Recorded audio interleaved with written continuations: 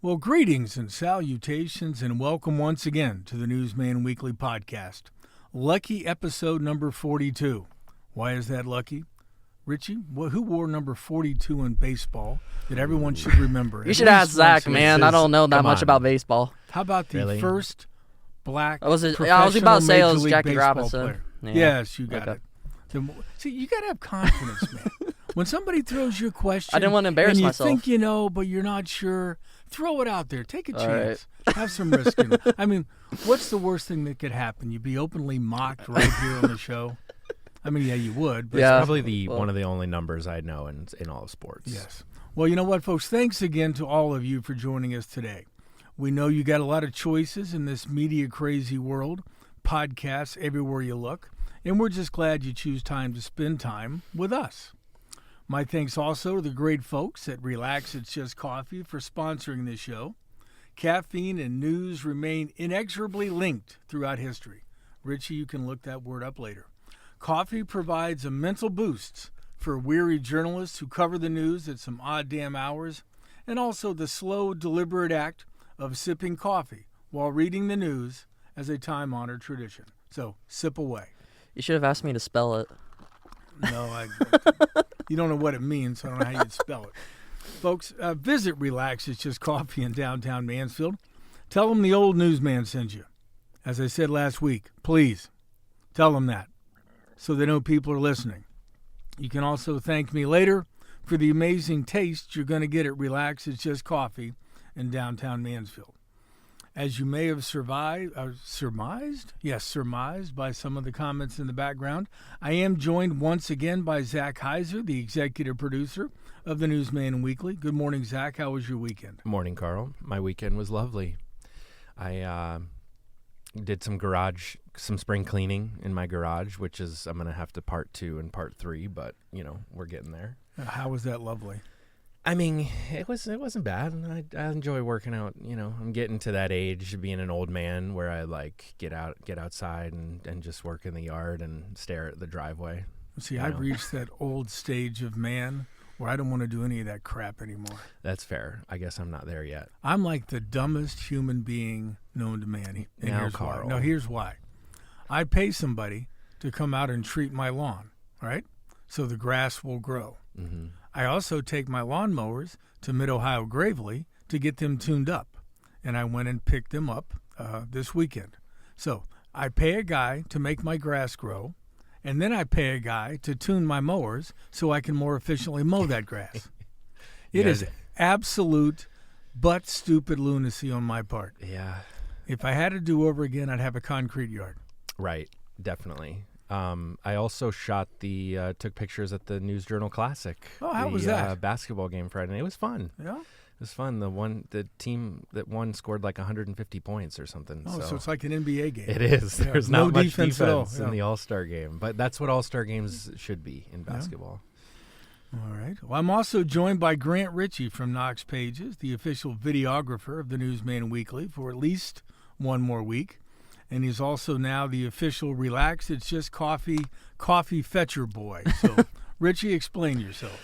Yeah, I've gone away to like a staff reporter and now somewhere to like an intern / assistant getting coffee, But I'm just, whatever makes this podcast run, I'm here to help, so. I certainly appreciate that because over the last 41 weeks, you've been actively playing defense against my ability to do this show, so I'm glad to see you finally come around. No problem. Hey, I had a good weekend. Thanks for asking. I said explain yourself. That's what I meant.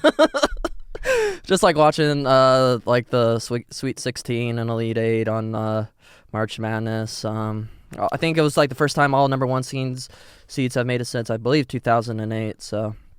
Also hung out with my grandma, which I talked about, I think, back during the Christmas episode where we were making pizzas, which y'all lambasted me about. Yeah. Did you make a pizza with your grandma again? No, we actually went to Roosters, and I think it's like Newark, Ohio. So you sit up at the bar and knock a few back with grandma? Yeah, just watching some just like slinging back drinks, watching basketball. Yeah, just like Good watching for some you. basketball. So. Your grandma seems cool. Yeah. Is your grandma a Fireball drinker? No, no, she doesn't drink, but Well, She's your driver. But you use your grandma as a designated driver? Sure. Wow. Okay, man. Well, She listen. doesn't drink. Does she get dehydrated? Well, listen. Some people don't. Some grandchildren don't even hang out with their grandparents, so at least I'm doing that. Oh, yeah, So that's nice. Where does she live?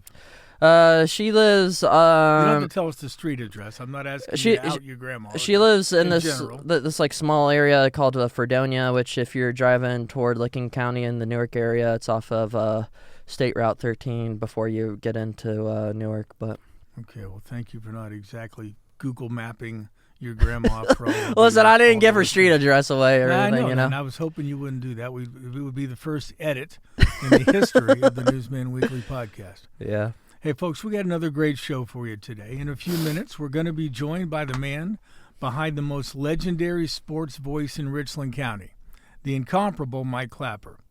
Guys, it's about time we got a professional talker on this show.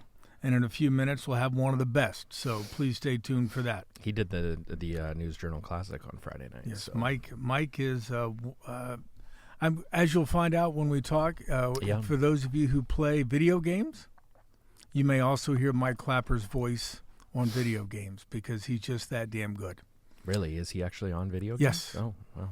And we're going to spend a few minutes today with him, but also with Braxton Daniels and Orie Rush, two of the folks involved with Mansfield Rising 2.0.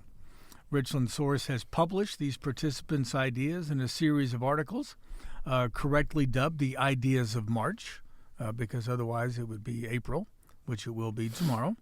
Or it's today, I'm sorry. Today is April 1st. Anyway, Braxton and Orie are going to talk about what they have planned. These ideas are an extension of the original Mansfield Rising plan developed in 2018, and the framework developed through Mansfield Rising has underpinned dozens of redevelopment projects since it was released. So stay tuned for those conversations.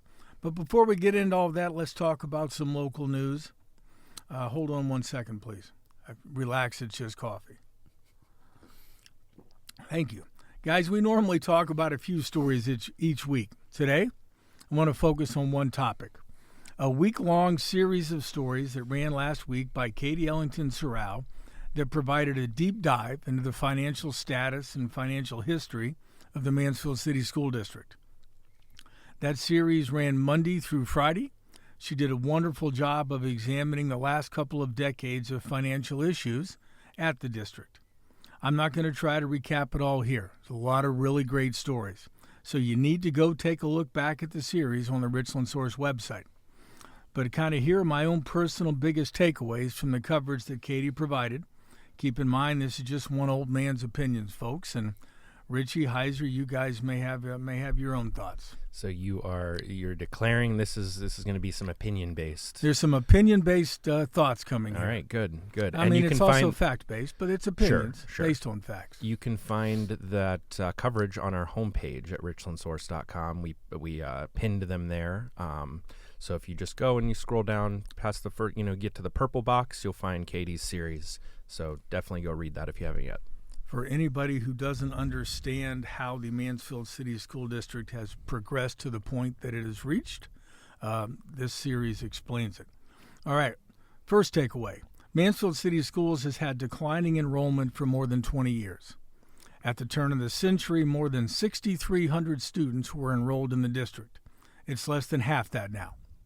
Yes, the Ed Choice Scholarship Program, approved by the state in 2005 and later expanded, has helped students transfer away from this district.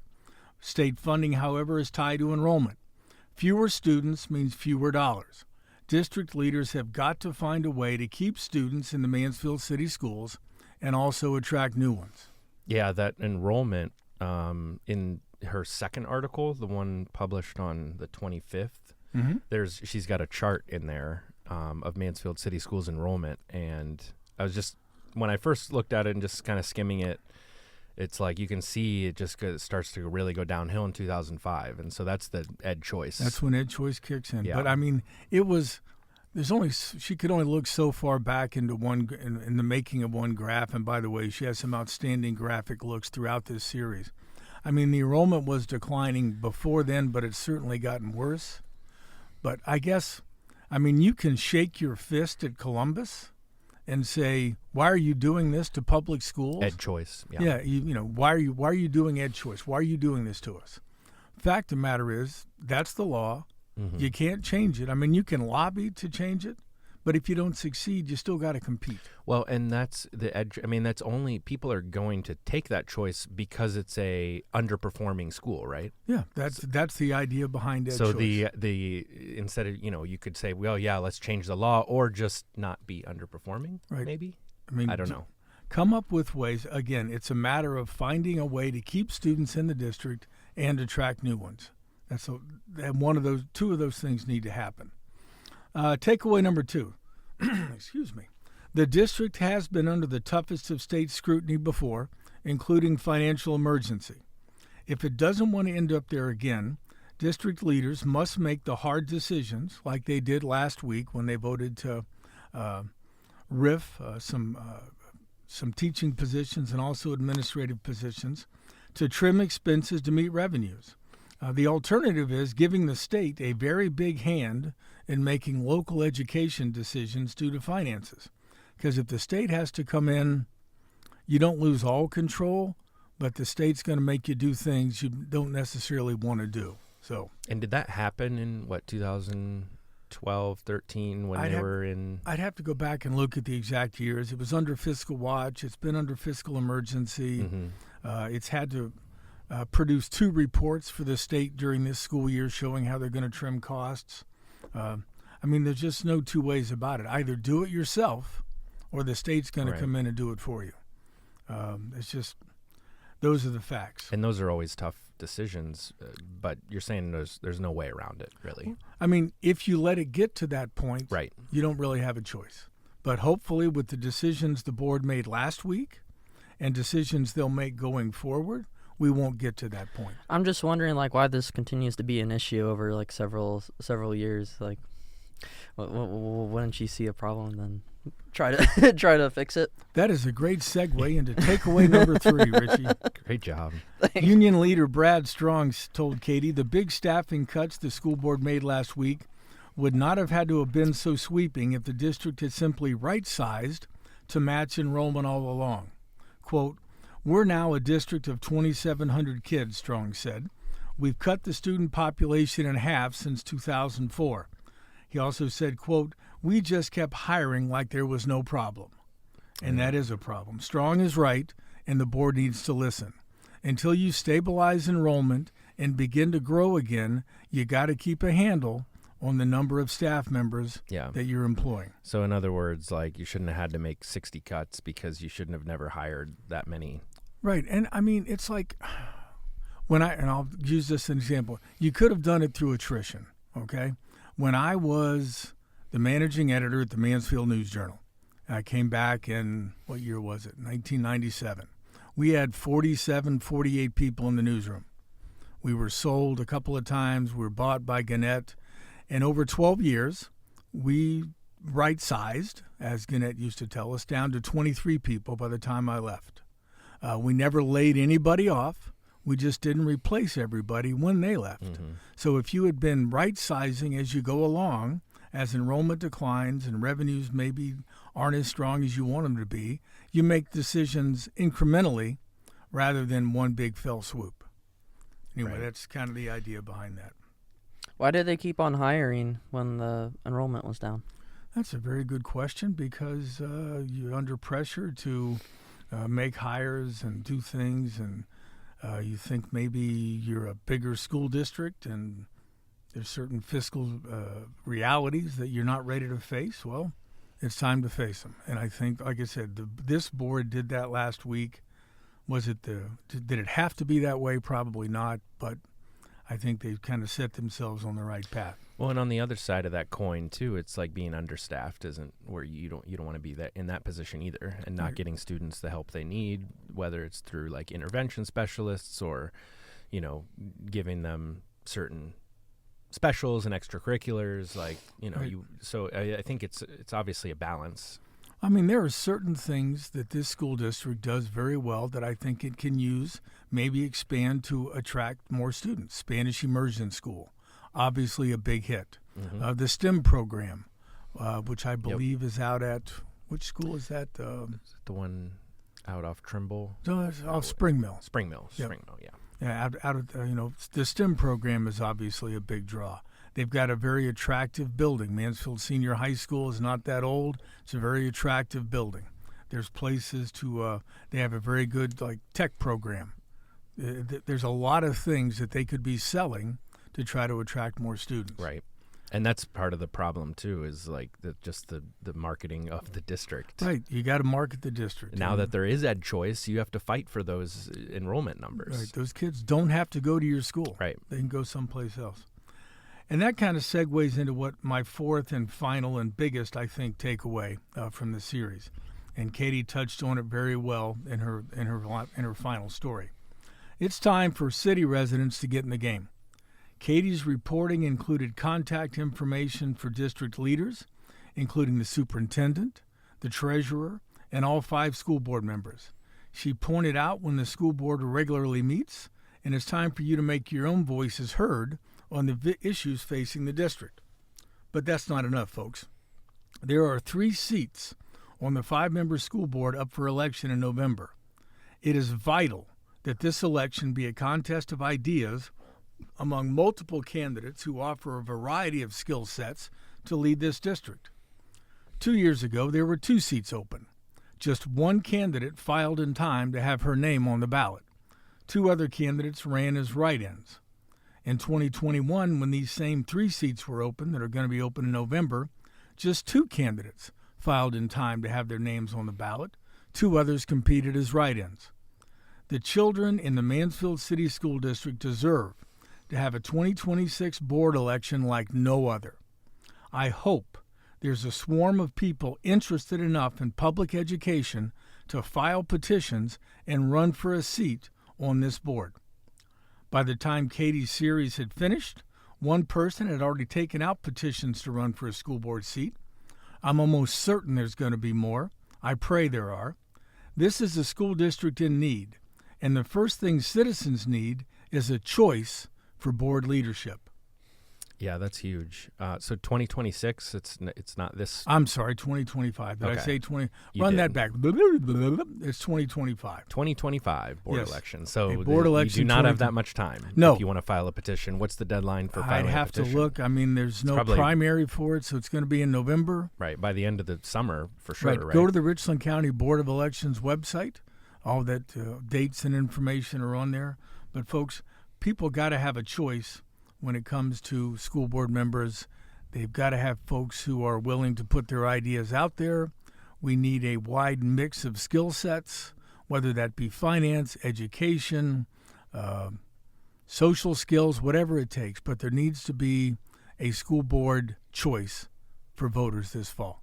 Yeah, and these 3 seats, are those candidates able to run again, or has their time? The 3 candidates that are on the 3 seats that are up are currently occupied, obviously, and those folks are certainly able to run for re-election. I hope they do. I hope all 3 file, and I hope they add their voices to what I hope Right. will be a very spirited debate about the future of Mansfield City Schools. All right, off my soapbox for a moment. That's enough for now. Let's take a quick break. And when we come back, we'll be joined by Braxton Daniels and Orie Rush, part of the great new ideas coming out of Mansfield Rising 2.0. Stay with us. Well, welcome back to the Newsman Weekly podcast. Joining us now are Braxton Daniels and Orie Rush, 2 of the folks playing a key role in Mansfield Rising 2.0. Good morning, gentlemen. Thanks for joining us. What's up, Thanks Carl? for having me. Hey, for those who may not know, Braxton is the owner of Third Cup Tea in downtown Mansfield. Also an established artist, locally a member of Mansfield's Public Arts Commission, and a pretty damn good photographer. Orie's a small business owner, entrepreneur, and is part of the DIY group that is working on the skate park at Liberty Park, and we just had some big news about that over the weekend, so congratulations to you guys for putting in the heavy lifting that's going to pay off now and in the future. Appreciate that. Hey, glad to have you both here. First question I got is for both of you. I'll let you decide who gets to answer it first. How'd you get involved in what's been dubbed Mansfield Rising 2.0?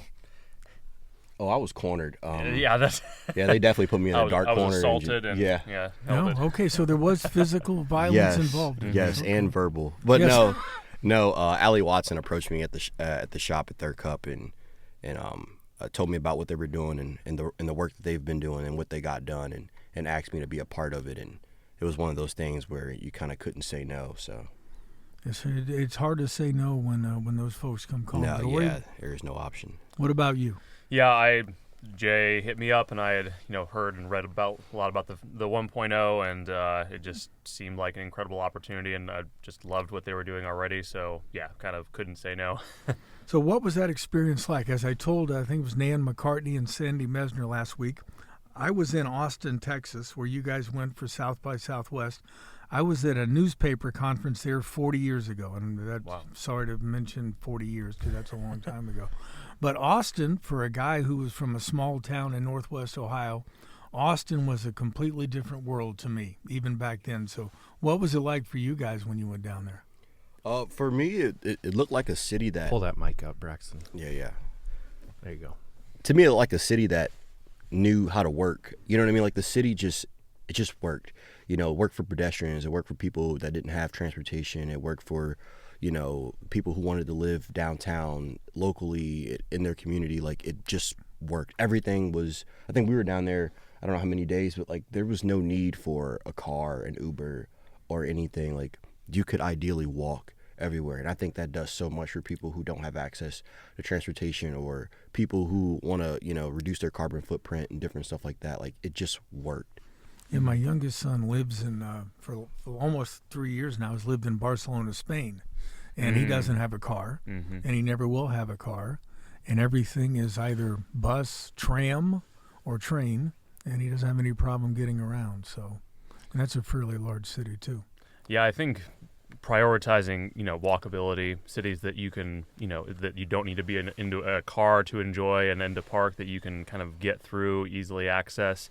I think Austin had this interesting mixture, too, of where it kind of was a smaller city that exploded with kind of tech. And, I do think that, even from being from small town Ohio, I think, who knows what will happen with Intel now. I think it'll still happen. Then I think that a lot of tech will kind of continue to flood into the area. So kind of like comparing and contrasting, seeing like, okay, this is what it looks like when this sort of injection of tech and kind of, that sort of energy happens. And ultimately, I think they did a really good job of where there was, you could still see a lot of the old city, a lot of houses that had been converted. And it seemed like they'd kind of paid tribute to where they had come from as well. Plus, the nightlife in Austin's not too bad, is it? No.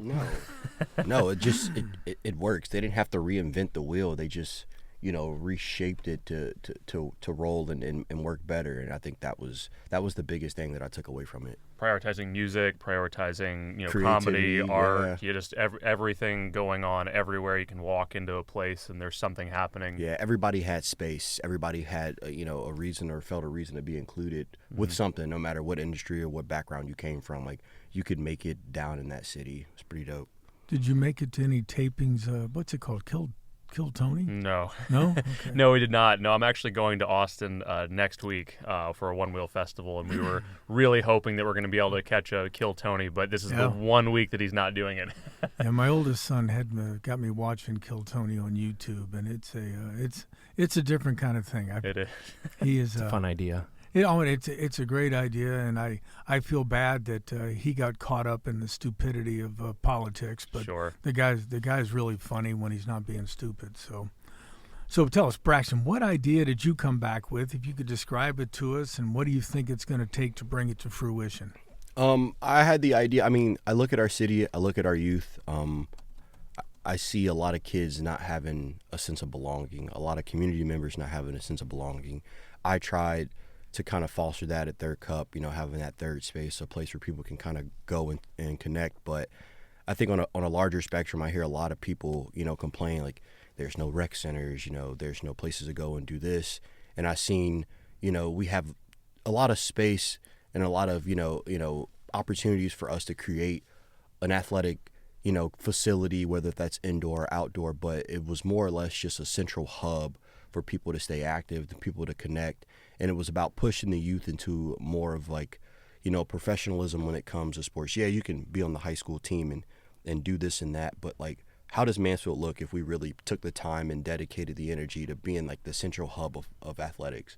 Not really, trying to go like super duper crazy on this and that, but, just, pushing kids to that next level. I think we have a lot of talent here, but how do we shape that? How do we push them into the next, to the next level? And that's with anything. You can take me and Orie and the whole Mansfield 2.0 group, and it was the 1.0 that pushed us and shaped us to become better. And how can we still apply that to our local children, our local youth, and just the community members around?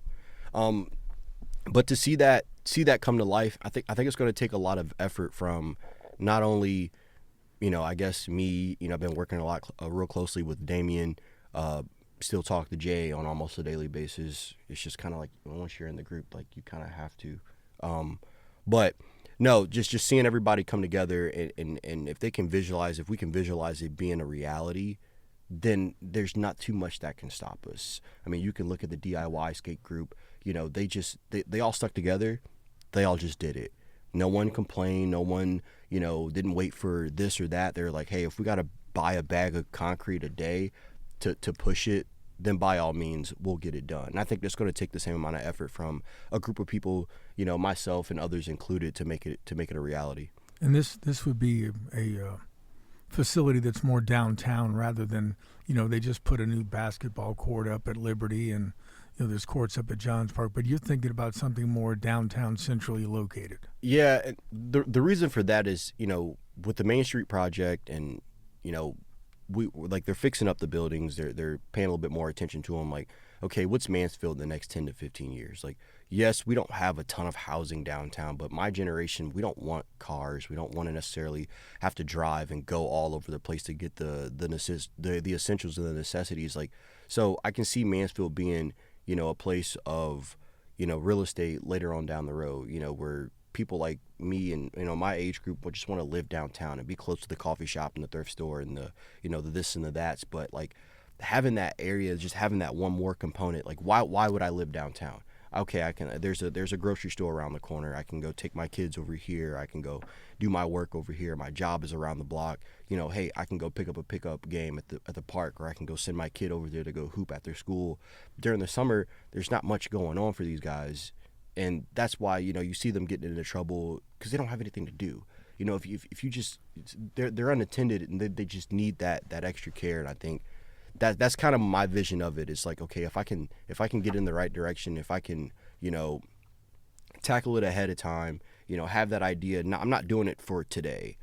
I probably, my knees may be blown out before this thing even comes about, but that's kind of everybody's deal right now. It's like we're all handing over a baton somehow.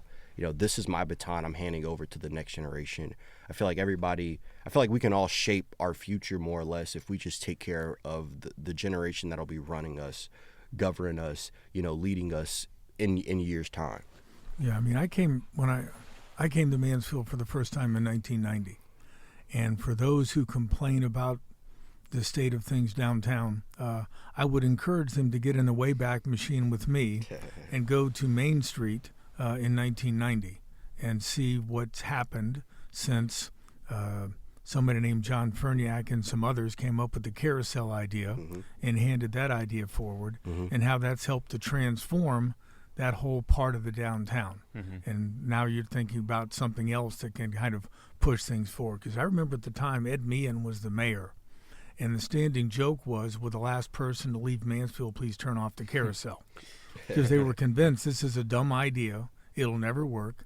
And I think Mr. Ferniak still has a bumper sticker that says that somewhere in his office. So, yeah. Orie, what about you? What was your Real idea? quick, what does the bumper say? Will the last person to leave Mansfield please that's turn off the lights? Because it was a dumb idea. And I'd hold on to that one too. Be like, hey, you know what? See, it wasn't we're still going. Once people make bumper stickers about your ideas and call them bad, hang on to those things, guys. But Orie, tell us about your idea. Well, I think kind of going along what Braxton said, we kind of all came back from Austin with a sense that providing providing those spaces for people to come together. And you don't necessarily even need to kind of force people into anything. It's kind of creating a space that has a focus and allowing those people to talk and create community kind of around it, as long as you can, create an engaging space. So my kind of focus was more on kind of creators, makers, and artists. And I know we actually have a lot of, we have the MAC, we have the Mansfield Arts Center, we have a variety of school programs that kind of focus on different aspects of creation, but there's not really a kind of collective public-facing resource that can kind of people be like, oh, well, no, this is interesting. And it's like kind of seeing what Mansfield has to offer as far as forms of creation and manufacturing. Mansfield has a deep history of manufacturing, making things, and ultimately we're kind of seeing the renaissance of makerhood, of kind of 3D printers are more accessible than ever. I'm seeing people get into CAD work and kind of learning how to solve their own issues or problems, whatever it may be, in a very real, physical, quick way, being able to be like, oh, I see a problem and I know how to fix it. And I think fostering that energy in general is good for a lot of things. I think saying like, oh, I've seen something, I have an idea of how to change it, and then implementing that change, or even just the act of creation. I think those are things that kind of have a wider appeal than just like, hey, I 3D printed this fun, cool little thing. But within that, you can start, it can also be a hub for making things for businesses in town, like solving local, issues of I need this part or kind of whatever it is. But also as a hub for kind of collecting creators, a place for creators to, learn how to create other things, relax, meet with other creators. I think that energy would do really well. So the idea being, if you kind of build it and give them a space, they'll come. Mm-hmm. Yes, They'll come with their ideas, and the ideas get shared, and those ideas get shared, and before you know it, as a collective, we've helped fix a problem. Yes, idea generation, idea sharing. I think putting people in a space that has a productive focus, very much third space, I think that those are very valuable in allowing people, other places other than, I trust me, I love going to the bar, but I think having like some other places, especially in the winter when there's like nothing, it's like, if there's nothing else to do, it's a pretty narrow band of what people will actually end up doing. Ultimately, you want them to kind of take it into their homes, to meet up with their friends, meet up with other makers. But I think there has to be some sort of public genesis to kind of get people thinking about it. Yeah, and I think to piggyback on what you're saying, like, you're creating a sense of belonging. You're creating a sense of community. Like, people need spaces. Like, you talked about, hanging out at the bar, doing this and that. But, like, you take some people don't go to the bar. Mm-hmm. Some people don't necessarily have a nightlife, but like, yeah, I would love to go hang out with a group of artists and go draw at 7:00 at night. Mm-hmm. Yeah, mm-hmm. Why not? So you're creating. Or play basketball downtown. Yeah, like literally. But like, what is everybody doesn't follow the the status quo of like the bar, the this, the that. So like what is it for us? Mm-hmm. What can we do? Is there space? Are there doors open for us to get involved and be a part and feel like we're a part of something? I think it's an incredible idea. Well, now, given your experiences in Austin, you've both been back for a while now. Has that glow kind of worn off, or are you still pretty bullish on Mansfield Rising 2.0 and the future of this city? No, I'm about 2 weeks away from starting to GoFundMe to go back. I need to go back. But no, it's like, Take me with you. I'd probably run into a bartender that I met in 1986. So I'll just say. No, but like, for us, it was like, me seeing, I can still see where I was at. I can still feel the energy when I was there. And it's like, all right, since I can't get there every day, if I can't just hop on a flight and fly down there tomorrow, I got to bring that here somehow. I got to bring that energy, and not to bring Austin entirely to Mansfield, but like, we can do our own creativity. We can, they have a saying, I think it's like, keep Austin weird or something like that. But like, that comes from something. And I feel like what we create, we'll start to have a different feel or different brand of like what we are. We have a chance to kind of market ourselves. Like, yes, we've been this historic modern, like this historic brick downtown, this feel of just like, oh, everyone thinks like we're just this old city. It's like you can home that in and create something you can still take the past and make it, you can push it into to like your modern age, into your future. Mm-hmm. I got to tell you, one of the things I love about Mansfield Rising, and especially Mansfield Rising 2.0, is it's younger people, and when I say younger, anybody younger than me, coming up with new, fresh ideas. Because I'm going to tell you, if you're as old as me or nearly as old as me and you're listening to this, start listening to younger people. We've had an awfully long time out there to make decisions on behalf of not only this city but other cities in the country, and we're tired, and we may not have the best ideas anymore. In fact, I'm going to guarantee we don't have the best ideas anymore. It's time to let younger folks who are fresh and have a new set of eyes take a look at things. And I'd like to thank both of you for coming in to talk about your ideas as part of Mansfield Rising 2.0. I wish you the best of luck. Please don't listen to the naysayers, and as Spiro Agnew once labeled them, the nattering nabobs of negativism. That's pretty good. Yeah, well, that's Spiro Agnew when he was vice president for Richard Nixon. That's so pretty good. don't think too hard, but yeah, that's one of the phrases he came up with. But I thank you both very much for coming in here today and joining us. Thank you. Thanks for having us, Carl. Oh yeah. All right, let's take a quick break, and when we come back, we'll be joined by Mike Clapper and his amazing voice, so stay with us. Well, welcome back to the Newsman Weekly. Joining us now, as promised, is Mike Clapper, the man with the golden pipes, who's been the courtside area and gymnasium voice, high school football voice for not only high school, college, professional, as well as, we'll talk about this in a minute, video games. Good morning, Mike. Thanks for coming in to join us so damn early and immediately raising the professionalism of the audio of this show. Thanks, Carl. Glad to add some class to this program. You know what? Anything you could add would add class, because we only have one and it's long. So. I got to work with Jarvis all the time, so this is really a treat for me to sit down with a professional. Sorry, Bob. Mr. Mayor to you. I mean, at least that's how I have to The refer honorable to him. mayor to Yes, you, the Carl. honorable mayor. Usually I Thank have you. to turn everybody's levels up No, because people talk quietly, but no, this guy. Mike, I got to turn it down. I thought it was somewhat telling, ironic, and at the same time mortifying when a few minutes before we started, Grant Ritchie offered Mike Clapper advice on how to position the microphone so he could be heard clearly. Listen, we have to do that like almost every single week. I was just doing that as a precaution measure, but then I realized halfway through. Well, Grant, I'm glad he's a professional. You're getting paid at least to sit there to take this grief. You know? Oh, wait. Since when are we getting The paid big to do bucks. this? Oh, the big bucks. Oh, yeah. Well, we got coffee, so God bless That's all for that counts. All right. So, Mike, let's go back a little bit. Where'd you grow up? Where'd you go to high school? Tell us about the origins of Mr. Clapper. Well, born in Fort Hamilton Hospital, 1954, and I don't, not a bit ashamed to admit that I'm old. You know what? You're 7 years older than me, so Well, you yeah. are old. Yeah, but you look older than me, Carl. Wow, that's. I got hair, Carl. That's horrible to say and also accurate. Anyways, when the GM plant opened in Ontario in 1956, my dad was at the time working and going to college at Miami University in Oxford. So they opened up the plant in 56, so he packed the whole family up, and we moved here when I was 2 years old. And that's how we ended up in the Mansfield area when GM opened. Bought a house over on Red Oak Drive in Meadowood. Mm-hmm.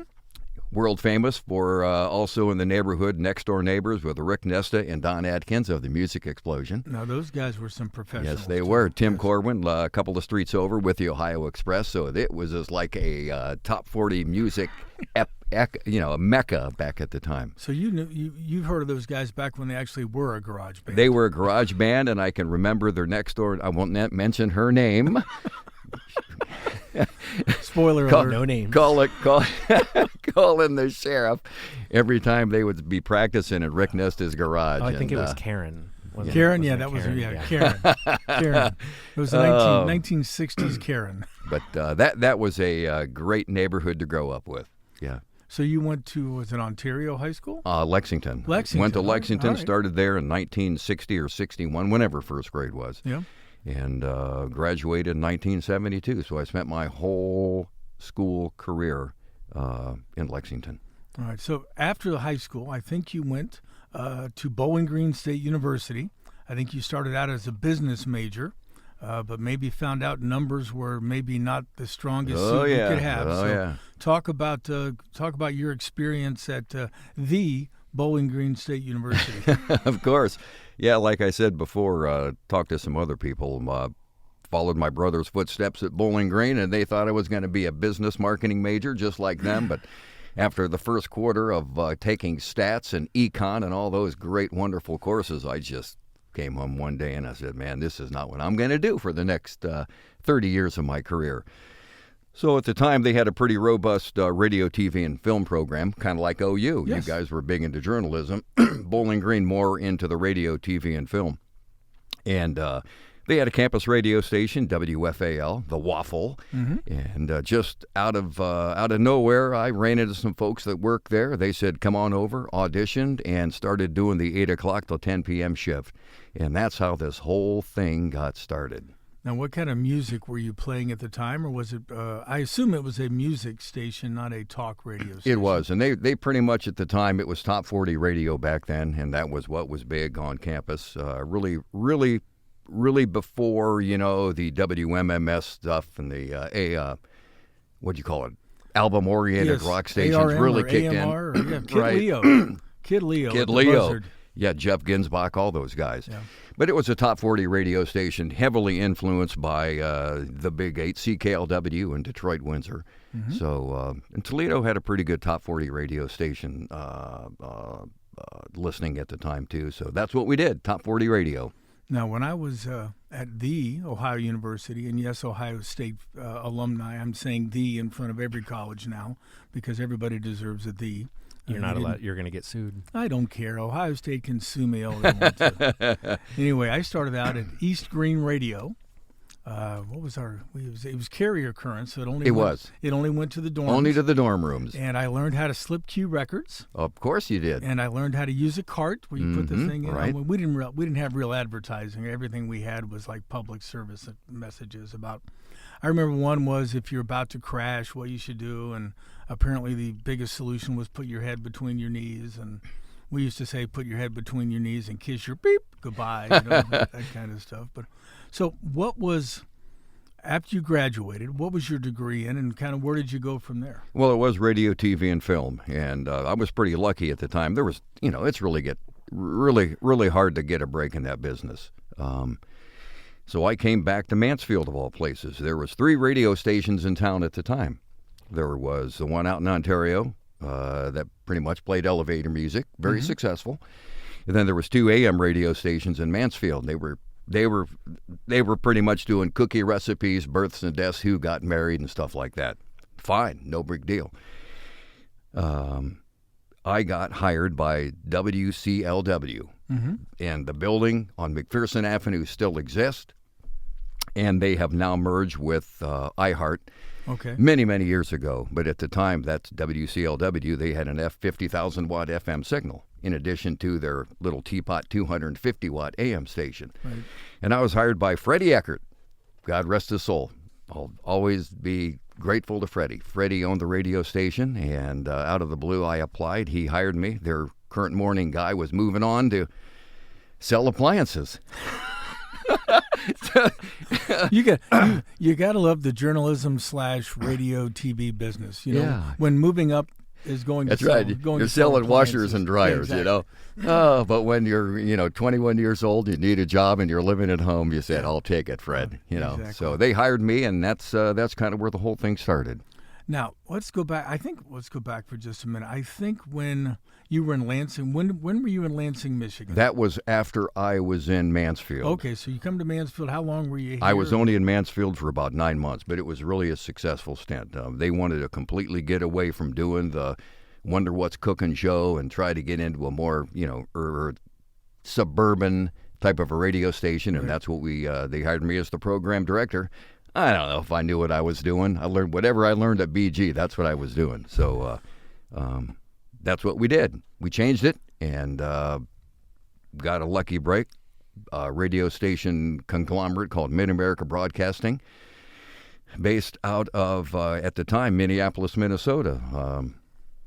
I applied to them and knew they had an opening up in Lansing, and they hired me. So you go to Lansing. What was your role there? Was this at a point where you had begun thinking about sports, or was this more of just going to be straight DJ type stuff? Nope, it wasn't a DJ. I decided to quit playing records for a living at the Yep. time, and they hired me as a news director, which is Okay. really a pretty good gig. It's a capital city, so it was a really good beat. So they hired me as the news director, and of course, part of that deal was you wear a lot of hats, and it was also doing play-by-play basketball and football. So Now, there was a pretty good basketball game in 1979. I think it was a college game, involved Michigan State and Indiana State and go Sycamores. a couple of semi-famous basketball players named Magic Johnson and Larry Bird. And you got to call that game. Talk Yeah. about that experience. Well, that was really something. Back in those days, it was really before the days of, network radio was really kicking in. If you were the local radio station, which we were one of like 5 in East Lansing, the Lansing, Michigan market, you did the basketball games. If you could sell it, they had a spot for you, and you could do the game. So when Michigan State and Indiana State made the final 2 in the Salt Palace in Salt Lake City, myself and our national sales director, Eric Ganaway. I love Eric. Great guy to this day. We're still friends on Facebook. He went by the name of Alex DeCroix. Have no idea where he came up with a Canadian name like Alex DeCroix. So it was Mike O'Brien and Alex DeCroix in the Salt Palace. Yeah. So, but that was really a hoot. That was really a lot of fun. Now, in a game like that, I mean, for those who were too young to remember, I mean, that was the biggest college basketball final, I think, of my lifetime.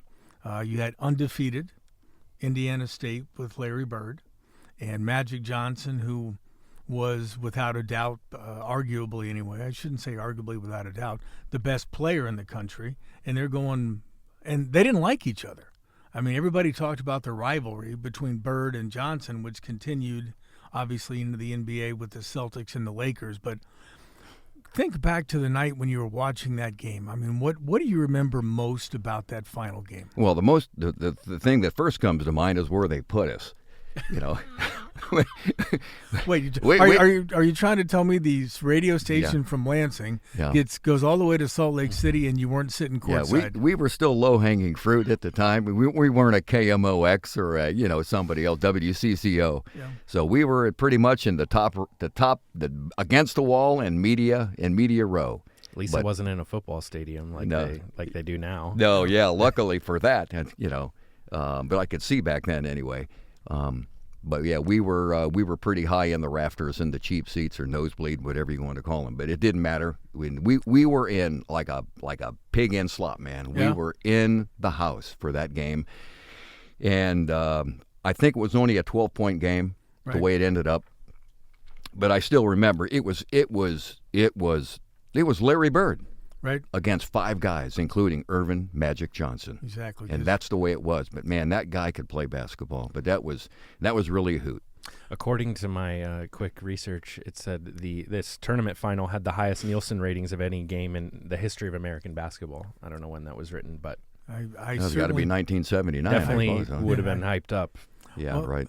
One of the things I remember, and this shows you how things have changed, I believe that was the game, the Academy Awards were on television that same night. That is correct. And at some point, they came out to announce an Oscar winner, and the game had just ended, and they opened the envelope. They said, and the winner is Michigan State, and they gave the score. I mean, can you imagine today the Academy Awards being the same night as the NCAA Finals, or the Academy Awards caring? Yep. Who won the basketball? And I really think that game probably, is what really kicked off the NCAA March Madness the whole thing. Yeah, I think you're. I mean, I was 18 at the time. I was a senior in high school, but I remember thinking this. I liked basketball, but that game just took it to a whole new level. Really and you're right. It really was Larry Bird against Magic Johnson and 4 other players. And can you still see those powder blue uniforms they wore? Oh, they were hideous. They were hideous. It was unbelievable. I mean, the Sycamores. So did you get to you were back in the nosebleeds or whatever? Did you get to talk to Larry or Magic or locker Come room on, access man. or Come anything, on. or you just Come got on. to? Okay, I don't know. I don't know how it works. When they gave you your press pats, they just Yeah. escorted you to where Right. you were going at the time. Yeah. So no special access Right. or anything. But the big guys, it was probably CBS, ABC, or NBC at the time. They were down at the scorers table, and they had the prime seats, but we didn't care. We were one of probably, it could have been 150 radio stations from all around the world. Wow. That's the kind of impact that game had on radio. Gotcha. Now, when I see guys like Aaron Hines with WMAN and stuff, when I see Aaron working games, obviously technology's changed, but it seems like the broadcasters today have to basically also be their own producers. Did you have assistants in those days? How difficult was Give me a it break. to set up to do a game like that? Whatever we could carry in, that's what we had. But imagine this now. Excuse me. They've got all these fancy audio boards and stuff like that. All we had was what was called a T1 line. It was like the old version of internet cable back in those days. We just plugged into this T1 telephone line, which was just a long-distance telephone line to get us back to the East Lansing, Michigan. And we had a little tiny mixer board, a couple of headsets, and that was it. Wow. Yeah, that was it. And we had somebody back at the radio station, which was 2 time zones behind us. And it was probably, the third shift guy who could have been the janitor. I can't remember. But he was spinning the dials back there. Man. All right. So at some point, and you'll have to tell us when, radio was something you said, you know what, I've enjoyed it, but I need to do something else. Talk us through that moment in time. Well, radio was just one of those things that we just absolutely loved.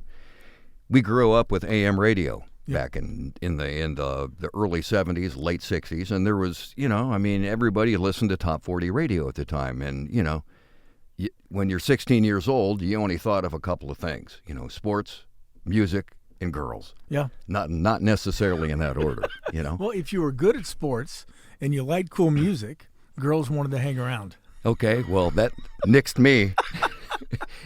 I just hung around with the guys who were good at those things. 142-pound inside linebacker for Lexington High School. That shows you how good we were back then, But I did love music. We grew up lounging around the swimming pools, Walnut Hills, Clear Fork, Woodland Pool. We snuck into all of them. We'll admit it. That's where the girls were, right? You got to go. And listen to CKLW, the Big 8, out of Detroit, Windsor. So that's really where it really got into my blood. So at what point did you decide it's time to do something different? Well, that didn't take too long. When you're making $150 a week and all the records you can steal, sooner or later you got to get a real job. But I guess with inflation, maybe $150 wasn't all that bad. Beginning teacher was making $6,800. I was going to say my first job out of college in '83 was $200 a week. Yeah, well, you were big time. I thought I was. Because you are big time, Carl. So it really, my lovely wife of 47 years, Elaine, and I, we got married, and still working at another one of our Mid-America Broadcasting properties down in South Bend, and finally just said, it's really time to do something else. Knew some fraternity brothers that worked for the largest print communications company in the world at the time, R. Donnelly. And they said, how would you like to try sales and selling print? I said, okay, can't be any worse than playing records, and rip and read copy from the AP machine. So you and I are the only people in here who know what you just probably said. know what I just said. I'm sorry, Carl. Someone out there listening knows. Folks, there used to be AP teletype machines. You got and it. the news would actually come in and you could watch it typed. Yep. And then once you got the full story, and sometimes you couldn't wait for the full story Right. if it was You big. just ripped it off and you read what was there, right? I mean, I remember back at ACRN when Ronald Reagan got shot. Wow. It came across, and somebody grabbed it after about 3 sentences, and they went on the air. And I'm not saying we were bad at ACRN at the time, but the song we came back with after the assassination attempt was "Happiness is a Warm Gun." I thought, guys, boy, what are we doing? I mean, this can't be more inappropriate. But I had nothing to do with it. I was just hanging around. Mm-hmm. Likely. Yeah. So you go to R.R. Donnelly. Yeah, took a sales job, and they happened to have an opening in the Mansfield area, and I was a sales rep, selling print. And part of my responsibility was the Columbus market. So really, for 32 years, I called on a couple of very big, large accounts. And one of them was Limited Brands, Lex Wexner's company at the time. I mean, and my biggest responsibilities within that brand was Victoria's Secrets and Express. Big companies. They were in their heydays back from in the early 80s until really when I retired. So those were, and had that in Westfield Insurance. Westfield to this day, very successful private insurance company up in Westfield Center, Ohio. So I called on those accounts, and it was a great career. But what that sales career allowed me to do was, number one, make money, and really keep pursuing what I really enjoyed doing. Now, I didn't want to get back into playing records again because I don't want to be playing at sock hops when I'm 50 years old. You can only play like, Rundgren so many times, you know. Yeah. So I just kind of fell into the public address announcing aspect of sports by accident. Now, you have to explain that story to folks because if people realized all these years later that the voice they hear coming through the public address system at high schools and the NBA arenas and things like that came by a big accident. Go ahead. Well, it was I think it was either 1996 or 1997 when my daughter was playing on the 7th grade basketball team at Lexington, and their coach, Becky Young. Of course, like a good dad, we were at all the games. Never missed an event, ever. I don't think I ever missed a game. And we showed up into the old Lexington Junior High one time, sat down, getting ready to start the game. Becky Young came up to me and says, "Hey, the guy that usually announces the games isn't here." Hands me a microphone. So I'm sitting there halfway up in the bleachers with a microphone in my hand, hardwired to the wall. So now what, you know? She knew who to go to, though. Yeah. So like any good dad, I just took the bull by the horns, and that was that's what how it all started. Now, as soon as that game was over, was John Harris the athletic director? John Harris was at, I think Tucker Bakay, or one of the Bakay brothers, was at the junior high. But, I assume they immediately handed you a contract. That's not quite, but, showed up for a girls' basketball game at the high school shortly thereafter when my daughter was a freshman, and the same thing kind of happened. Hey, do you want to announce the girls' basketball game?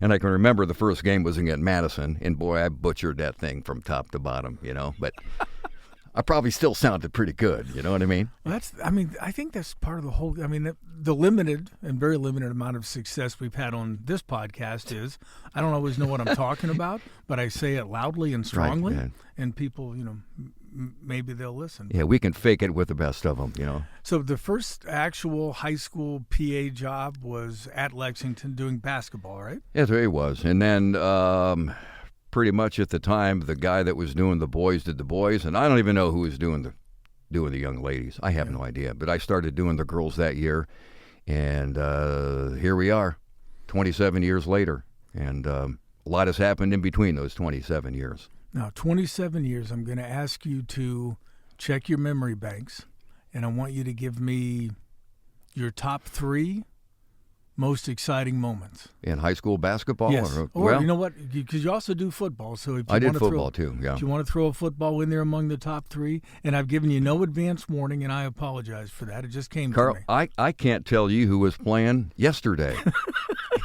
Somebody asked me during the All-Star game on Friday night what was the final score, and I have no idea.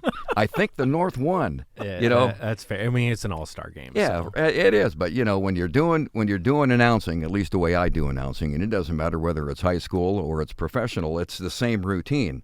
I put my heart into it, and I'm trying to watch the game, watch the coaches, watch the referees, looking at my script or looking at my player roster sheet. There's a lot going on, and I don't ever hardly. The only time I look at the scoreboard is when the buzzer goes at the end of the quarter. At the end of 3, it's the Minutemen 53, and the Whippets 25. Whatever, and that's it. Now, one of the things that I know about you, and having covered a lot of Lexington games over the years, I don't know of any other announcer who has the musical repertoire that you possess, because you not only announce the games, you provide musical entertainment with a playlist probably unlike any other. Well, that's another thing. Nobody did that when I started. Nobody did that. But just from working in some professional environments and stuff, I said, why not? So we started out back in the old days in 1998 with a cassette player. But, man, we were elevated to a Sony Walkman by the end of the season. So I had Sony Walkman, man. a stack of CDs, and I was making cassette tapes and CD compilations of songs. Nobody did that, but we did. And, I wasn't trying to emulate an NBA arena, but just some entertainment, and the fans seemed to really enjoy it. And to this day, we're still doing it. But I do have pretty much carte blanche, complete artistic freedom. All of my athletic directors have said, the show is yours. You just do what you want to do with it. So. And one of the things I like when you cover a game with Mike is I can walk over and request a song. It really doesn't matter how obscure it is. Well, he's got it somewhere. The kids are like, why are they playing Leonard Skinner together? Yeah, exactly. Like, they don't even know. They're just like, no. He's playing Give Me Three Steps.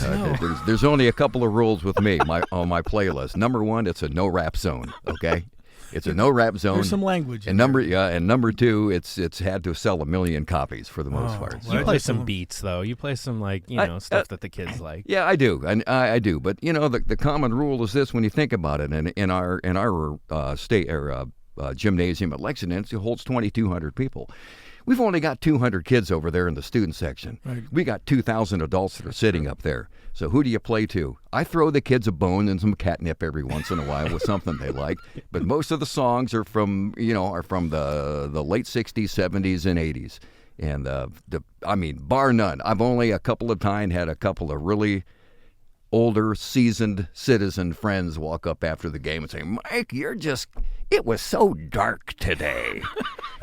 I probably played Black Sabbath Paranoid. Who knows what it was, Crazy Train. You played Yeah. Crazy Train. Now, do you think that kind of, what you did with the music, did that help or have any impact on what became kind of another career for you, doing WNBA games in Washington and NBA games in Washington? Yeah, I don't know. That whole thing with...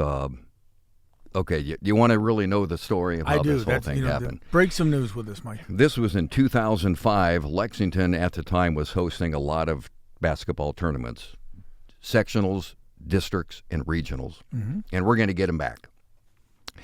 But anyways, I happened to be doing a tournament game, and I have no idea who was playing. It could have been Margaretta and Liberty Benton for all I know, or it could have been somebody up around the lake. I don't know.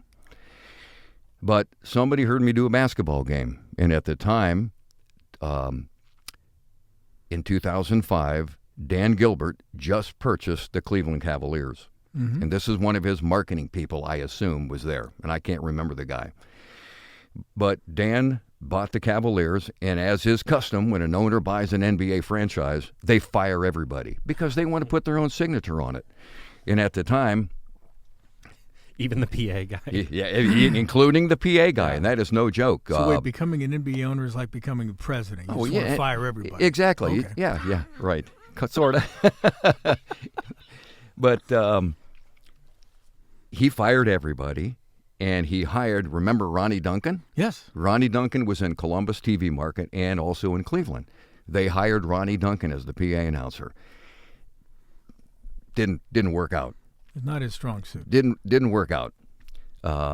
So anyways, this guy heard me, went back, told somebody, and this is, it was just luck. They invited me up when they were auditioning for new public address announcers. So I went up, auditioned for the job. Thought I did a pretty good audition. Didn't get it though. Didn't get the gig. But the guy that they decided to hire was Olivier Cedra. And to this day, Olivier now works down for the New Jersey Nets. He was from Montreal, Canada. season was starting. Big problem. They couldn't get Olivier a green card to get in to announce the games. Unlike today, where you can walk across the border, you know, and they give you a phone and $1,200. Back in those days, you really had to go through a process. So they couldn't get Olivier in. Amanda Greco was their manager of game presentation at the time. She called me up as I'm driving to a meeting in Columbus. The phone rings. We had flip phones back then. Mm-hmm. She says, we're really in a bind. How would you feel about coming up and doing the game tomorrow night? I said, yeah, that'd be great. So they couldn't, while Olivier was trying to get into the United States, and the Cavaliers also hired him in another capacity, so it made it worth his while.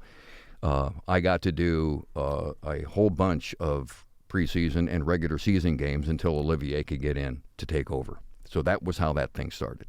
Now, did you have to do your own music there too? Oh no, no. Professional teams they have their own music directors and stuff like that. Believe me, because I think you do it better. I'm just. I think so too, but it all depends. Anything that I play at Lexington would never see the daylight in Washington D.C. Believe me when I tell you that. Yeah.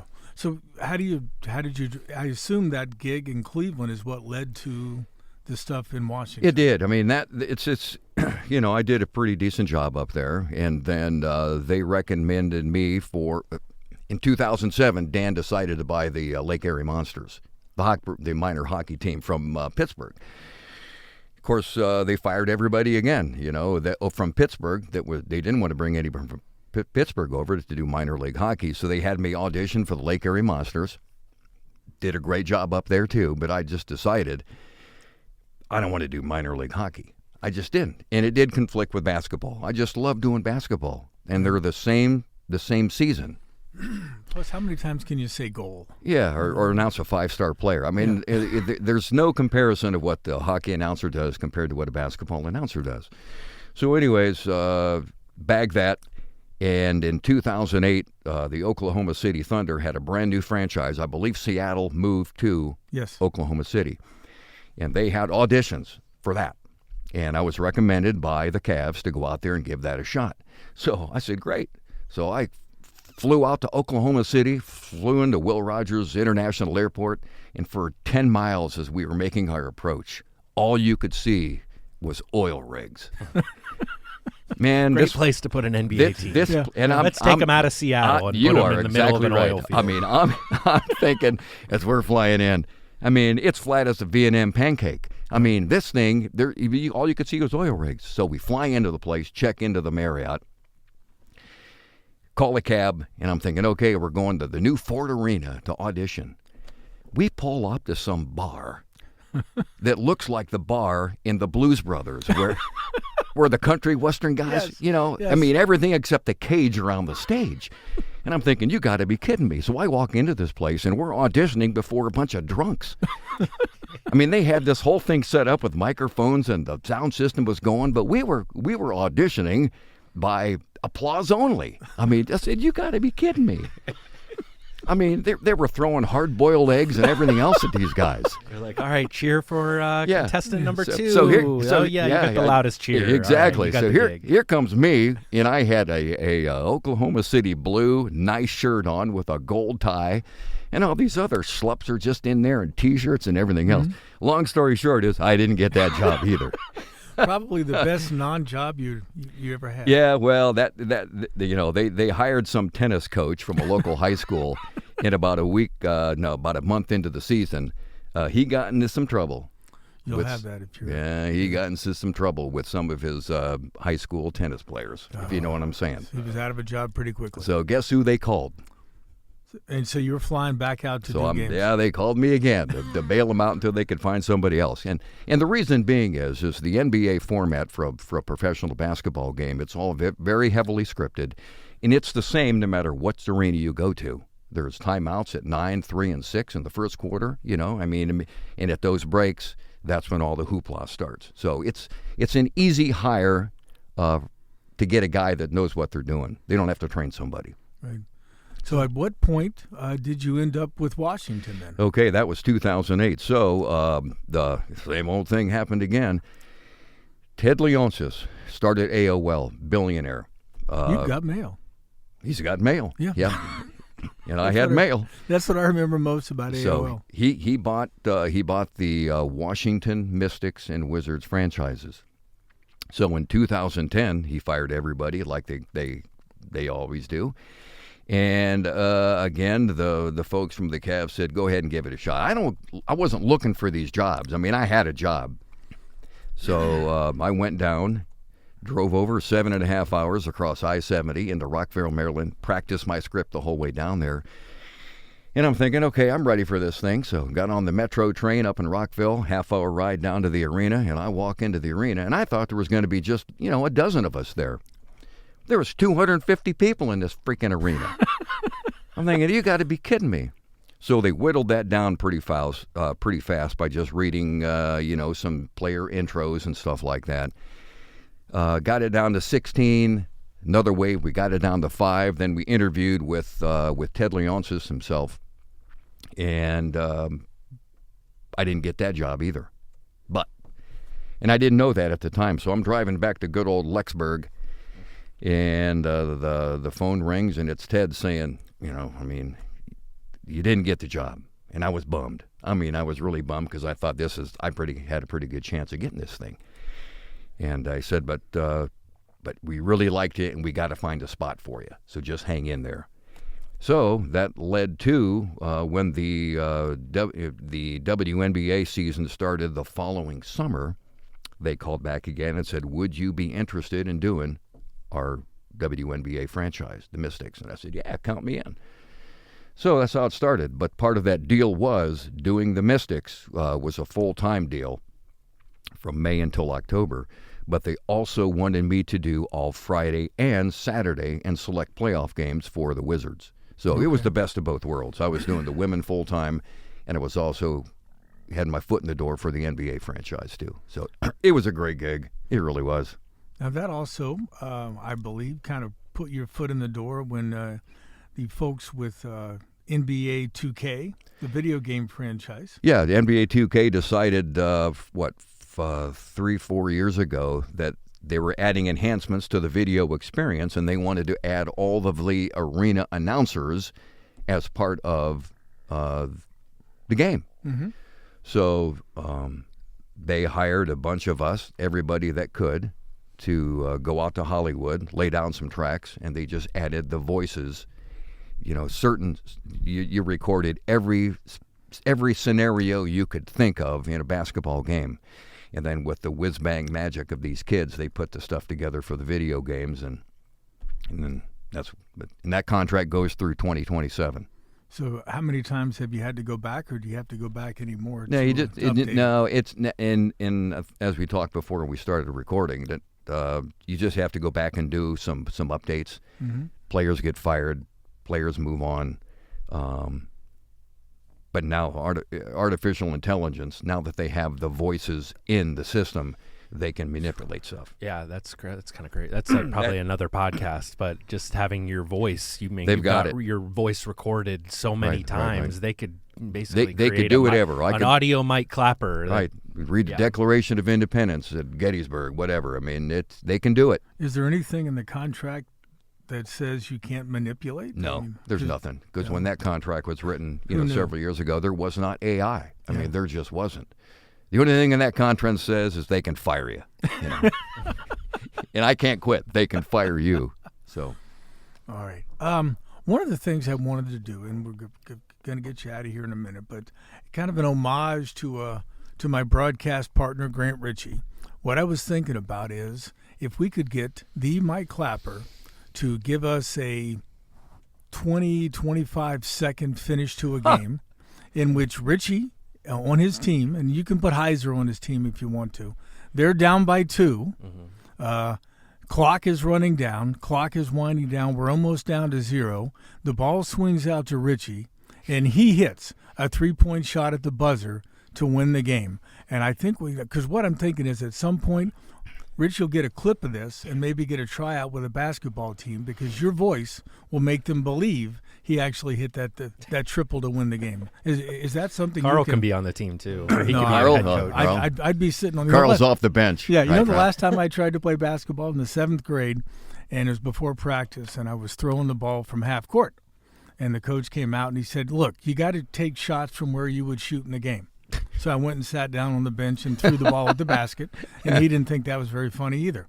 But anyway, I don't know whether you're up to that, but I'd like to see Richie hit a game-winning triple to lift his team to victory. And Heiser's in the game too? Heiser's in the I'm game point too. guard. You're the point guard. Okay, he can be the one that kind of gets it to him on there, and I'll be the one on the bench getting ready to go eat hot dogs. right. Heiser just passed me the corner three, and I Oh no!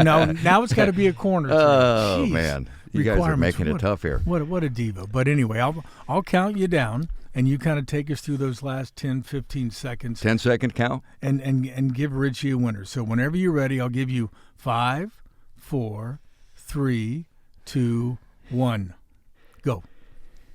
And Heiser, with 10 seconds to go on the clock, Heiser takes the ball in, coming across the timeline, looks for Richie in the corner. Nobody's open. Back to Heiser, looks for the elbow. Still, he's double-teamed. Gets the Heiser, 26-footer, and it's good. 3! Richie!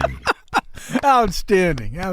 You know, and Richie, there you go. Now you can get a job with maybe as a point guard for the Washington Mystics. I think you might Yeah, be that may your best happen bet. here, Carl. You know what I'm saying? God, I hope not. 'Cause Me too. I enjoy watching the WNBA, and I'd hate to see it dominated by anybody other than current WNBA players. Between me and you, Richie, I really don't think we would probably dominate. No. I had a question for you before you leave. I was wondering because, you know, as a commentator, you're having to say so many things in like 4 5-second intervals, like something new to say to keep the audience engaged. Was that a skill you learned throughout just your experience broadcasting, or was there like a mentor that you looked up to just having that mindset of always having something new to say? And I will tell you this, as God is my witness, I have never, ever, ever listened to another public address announcer. The only time I've ever heard PA announcers is it's in the background of watching March Madness, or if I happen to be at a basketball game. Number one, I don't go to basketball games anymore. I just don't. I mean, I do enough of them. But I've just always done it, right or wrong, my own way. I just haven't. So I think what Richie was hoping for is you'd give him some advice on how he could sound interesting. I'll just throw that out there. So, you know.